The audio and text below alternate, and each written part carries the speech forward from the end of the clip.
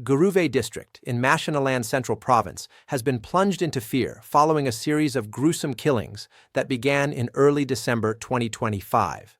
The first attack occurred on December 11th at Ona Farm, Plot 9, where 5 family members were slaughtered in their home. The victims included a grandmother, her adult children, and 2 young grandchildren. Days later, 3 more people were killed in Zimuna village, and another double murder occurred at Farm 88 in Nyakapupu, claiming the lives of a 55-year-old woman and a 6-month-old baby. These killings were carried out with shocking brutality, leaving bodies with severe head injuries and homes drenched in blood. The attacks have shattered the peace of this rural community, which had never witnessed such violence in living memory. Villagers now live in constant fear, abandoning normal routines and staying indoors after sunset. The sense of security that once defined Guruve has been replaced by terror and uncertainty. The December 11th massacre wiped out nearly an entire family.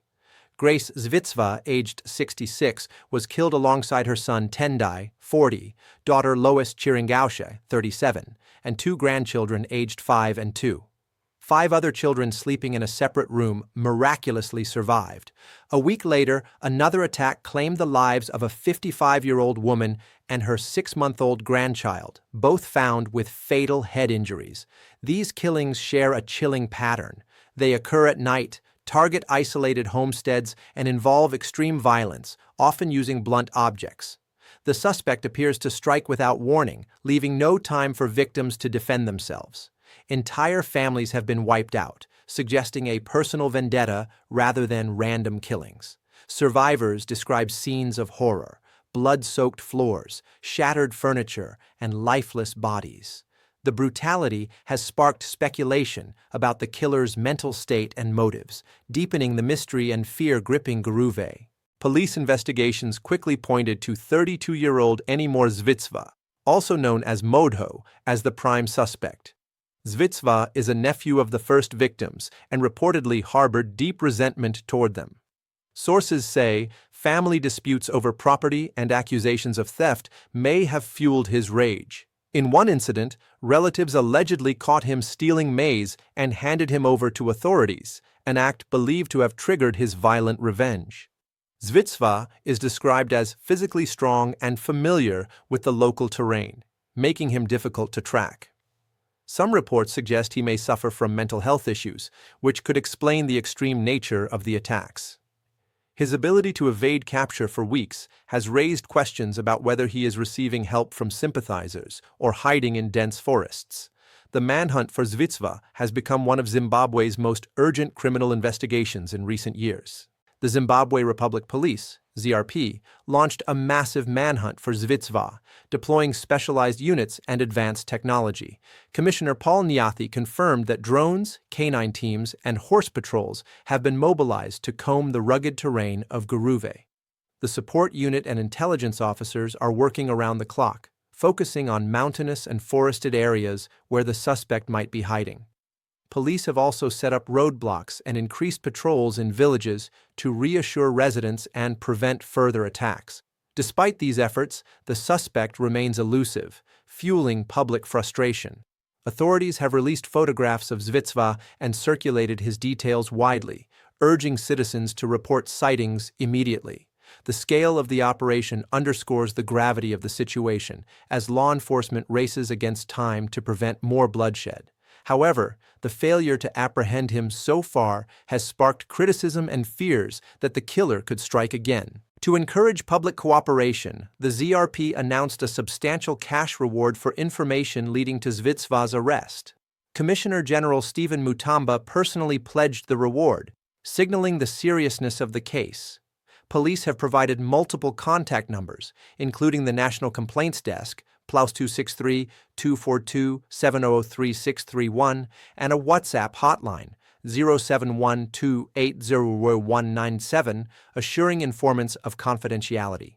Authorities believe community involvement is crucial given the suspect's intimate knowledge of the area and possible reliance on local networks for food and shelter.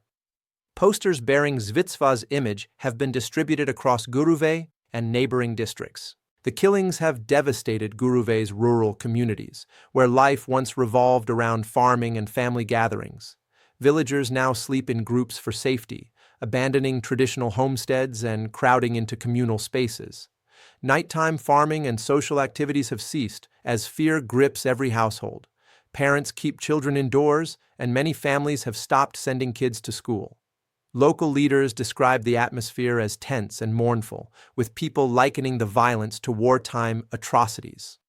Some villagers have turned to spiritual solutions, consulting traditional healers and spirit mediums for protection.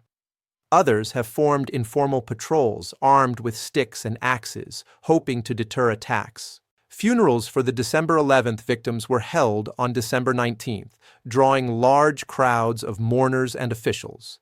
The ceremonies were somber, with relatives struggling to comprehend the scale of the tragedy.